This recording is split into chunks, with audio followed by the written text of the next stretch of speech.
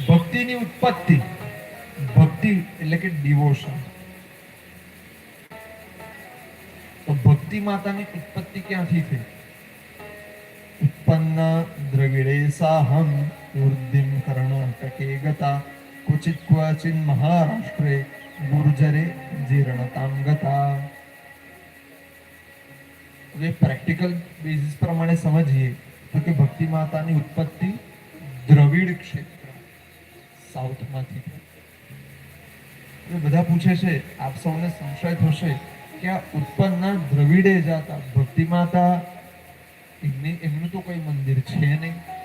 હા, કૃષ્ણ ભગવાનનું મંદિર છે, રામ ભગવાનનું છે, માતાજીનું છે. ભક્તિ માતાનું નવું મંદિર કયું?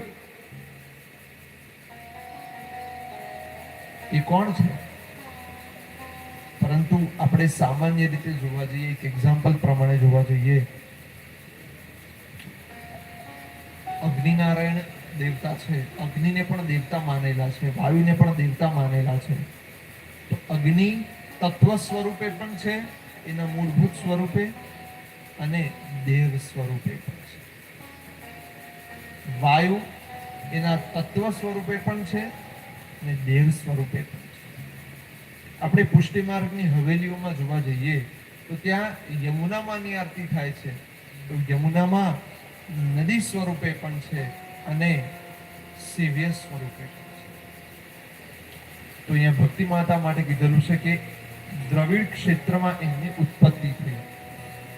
સધર્ન ડાયરેક્શન, સાઉથમાં એમનો જન્મ થયો. વૃદ્ધિમ કર્ણાટકે ગતા ક્વચિત ક્વચિન મહારાષ્ટ્રે. ત્યારબાદ જન્મ્યા પછી એ મહારાષ્ટ્રમાં આવ્યા અને ગુર્જરે જીર્ણતામ ગતા. અહીંયા શું કામ મહારાષ્ટ્ર કીધેલું છે? ભક્તિને જ્ઞાન સાથે પણ સંબોધેલી છે. મહારાષ્ટ્ર શું કામ કીધું? કારણ કે મહારાષ્ટ્ર એ ભૂમિ છે કે જ્યાંથી બધા વિદ્વત પુરુષોએ જન્મ લીધો. ડોંગરેજી મહારાજ શ્રી એ પણ મહારાષ્ટ્રીયન હતા.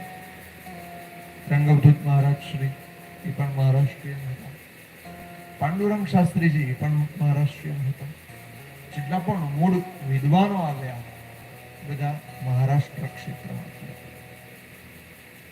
આખો ઇતિહાસ જ અલગ છે. દેવલમામાં વિસ્તારથી કહેશે એના વિશે કે ક્ષેત્રની પણ શું ભૂમિકા છે. હજુ પણ આપણે અન્ય અલગ અલગ સ્થાનોમાં ભારત ભ્રમણ કરીએ, એક વસ્તુ કે મહારાષ્ટ્રમાં ભક્તિ માતા એમના વિશે એના વખાણ કરે છે. કારણ કે મહારાષ્ટ્રીયન લોકો હજુ પણ એમનું કલ્ચર કોઈ દિવસ નહીં છોડે. કોઈ એમને કહેશે કે તમે અન્યાશ્રય કરો તો એ કોઈ દિવસ નહીં કરે. એમની પરંપરાઓ પકડીને જ રાખશે. ફ્લેક્સિબિલિટી રાખશે પણ પોતાની પરંપરાને છે એ પોતાના ધર્મને, સ્વધર્મને પકડીને અભિમાનથી નહીં, સાત્વિક ભાવથી પકડીને રાખશે. ગુર્જરે જીર્ણતામ. અને અહીંયા ગુર્જર દેશ, ગુર્જર પ્રદેશ જે આપણે છે એની મહત્તા સમજાવતા કીધેલું છે કે જ્યારે પણ પૃથ્વી ઉપર કોઈ પણ સમસ્યા થશે તો ગુર્જર ક્ષેત્રમાંથી વ્યક્તિ આવી અને કાર્ય સંભાળશે. અને પ્રમાણ આપણી સામે છે. રાજકીય ક્ષેત્રે જોઈ લો, આર્થિક ક્ષેત્રે જોઈ લો, કોઈ પણ ક્ષેત્રે જોઈ લો, ગુર્જર લોકો જ વધારે આવ્યા છે. આપણને આઝાદી પ્રદાન કરી એ પણ એક ગુર્જર ભૂમિના જ વ્યક્તિ હતા. એમની સાથેના જે હતા આયર્ન મેન ઓફ ઇન્ડિયા એ પણ ગુર્જર પ્રદેશના.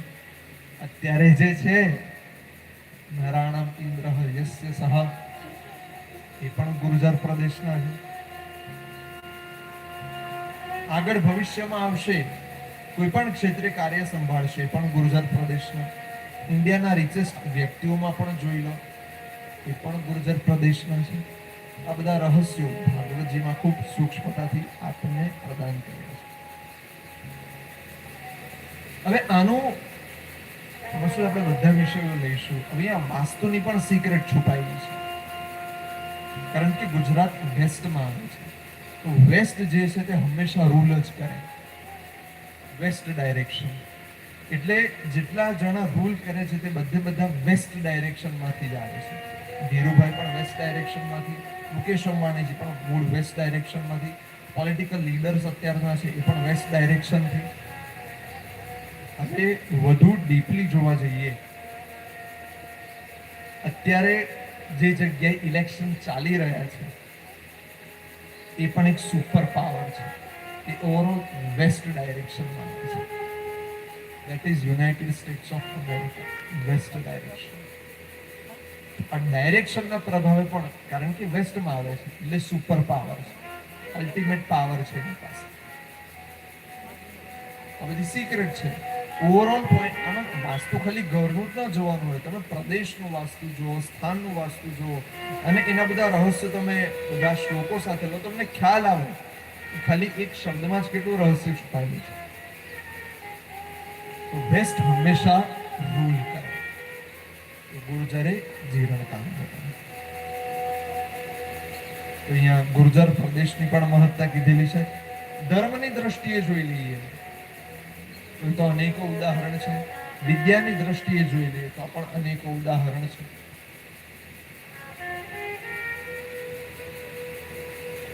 આપણે કોઈ પણ સ્થાનમાં જઈએ અને ત્યાં કોઈ શ્રેષ્ઠતમ વ્યક્તિ હોય, એ પણ ગુર્જર પ્રદેશનો જ આપણને જોવા મળશે. ક્યાંય પણ જોઈ લઈએ. આ ગુર્જર ભૂમિની મહત્તા છે. આમ તો ઠાકોરજીના, દ્વારિકાનાથના અહીંયા દ્વારકા આગળ આવવાના કારણો જુદા હતા, પરંતુ એ પણ શું કામ ગુર્જર પ્રદેશ આગળ જ આવ્યા હશે, એ પણ એક પ્રશ્નાર્થ ચિહ્ન છે. એ તો આપણે એ વખતે લઈશું કે એનું શું કારણ હતું. પણ આ એક રહસ્ય છે જે આપણે આપણા રોજિંદા જીવન સાથે જોડી શકીએ છીએ.